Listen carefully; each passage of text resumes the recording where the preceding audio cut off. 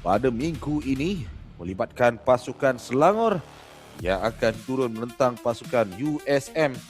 Untuk Farhan untuk mendapatkan Saiful Nizam. Satu tolakan cantik. Jaringan pertama. Gol yang disempurnakan oleh Saiful Nizam melengkapkan jaringan kelima peribadinya. Masih lagi berjaya dikawal oleh pemain-pemain Selangor. Faris menanti di sebelah kanan. Satu percubaan cantik, rembatan kaki kiri. Gol yang kedua muncul melalui pemain berjersey nombor 7 ini. Faris masih mencari bagaimana rentak permainan. Sudah pun dirampas untuk mencari gol yang ketiga bagi pasukan Selangor. Muncul melalui Aidil.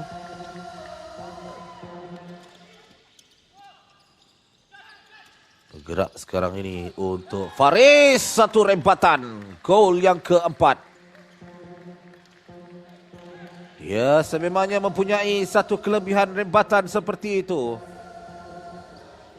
Syawal naik ke bahagian atas membuka permainan di sebelah kiri. Syawal mencuba dari jarak yang membolehkan beliau mencetak nama selaku penjaring gol yang kelima bagi pasukan Selangor. 12 di situ adalah Alif. Jaya dirampas Khairul Afendi. Kali ini giliran beliau untuk menjaringkan gol. Jaringan kelima peribadi, jaringan keenam untuk pasukan Selangor.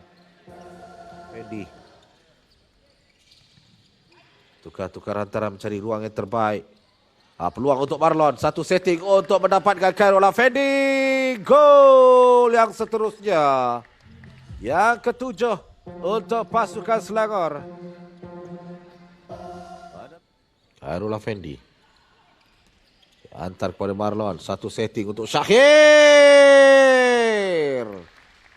Angka 8 menjadi milik Syahir.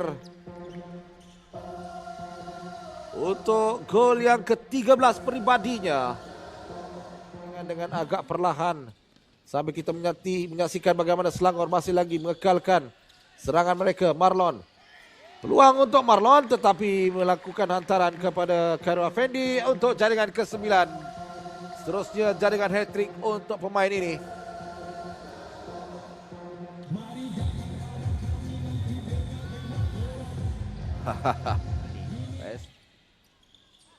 Pendek. Cantik peluang itu disempurnakan oleh Khairul Afendi. Sama ada sentuhan ataupun tidak daripada Marlon untuk assist kepada Khairul Afendi. Apapun keputusannya, jaringan yang ke-10, jaringan yang ke-4 untuk Khairul Afendi, kapten pasukan. Kali take off yang akan diambil oleh pemain berjersey nombor 10 ini. Berhadapan dengan golera pasukan USM. Mudah untuk Marlon meledak jaringan yang ke-11 bagi pasukan Selangor. Jaringan. Cantik. Sepakan sudut yang mudah disentuh sahaja oleh Haziq untuk gol yang ke-12 bagi pasukan Selangor. Kompleks belia sukan Selangor Shah Alam ini. Syahir untuk mendapatkan Marlon. Masih lagi Marlon. Tolakan pendek untuk Marlon. Peluang sekarang ini. Marlon akhirnya menambah koleksi jaringan peribadi beliau untuk gol yang ke-13. Gol kedua peribadinya pada malam ini. Akhirnya menjadi milik Marlon. Lakukan tolakan kepada Faris. Dihantar kepada Marlon. Peluang untuk Marlon menambahkan koleksi jaringan namun memberikan peluang kepada Faris untuk gol yang seterusnya, hat-trick untuk pemain ini. Gol yang ke-14 bagi pasukan Selangor. Jadi tamat perlawanan. 14 pasukan Selangor, 0 untuk USM.